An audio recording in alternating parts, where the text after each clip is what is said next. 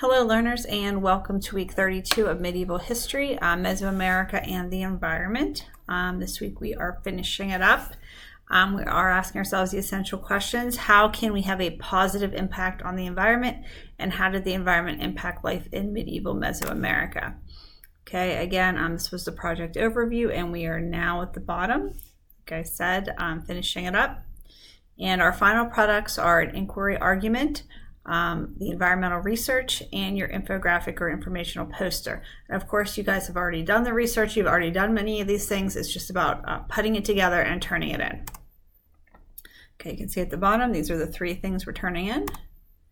And okay, here's the first one. So the question is, how did the environment impact life in medieval Mesoamerica? So using a compare and contrast activity. So you go back and you find it. Okay, the comparing and contrasting activity that you created. Make sure you include at least one piece of evidence from each culture and 4 pieces of cited evidence total. So go back into those sheets here because we got the Aztecs, the Incas, the Mayas. Okay, so you're going to go into those and find some evidence and some explanations, and then you are going to tell me how the environment impacted life.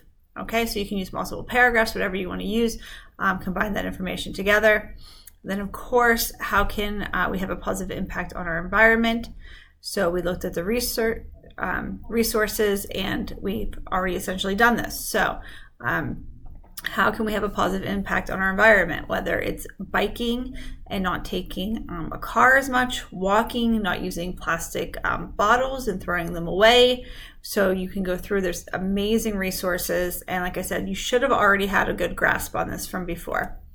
And then finally, again, how can we have a positive impact on our environment, on the environment? So you are going to complete an infographic or a digital poster, and then you're going to insert the photo.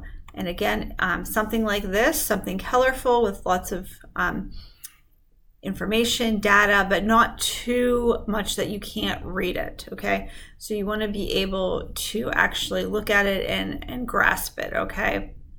So a big title, some different fonts, but nothing where the wording can't be read. Okay, and there, like I said, there were some great examples in the infographic checkpoint that we did. Okay, again, this is the rubric we're using. We're comparing and contrasting. We're looking at patterns, and you're going to want to go through here. And this is, this gets you the 3, this gets you the 4, this gets you the 5. Do you have a strong argumentative claim? Do you have the evidence to back up your claim? Okay, so we shouldn't be using water bottles, and then use your evidence. Give quotes. Okay, selecting evidence, and then selecting the sources. Selecting multiple sources so that you have some good information. Okay, you can see moving through, finishing this up, and then we're going on to the last project next week. Okay, again, focus areas need to be completed. And we are at the bottom here, making sure you answer the question when we're done with this lunch.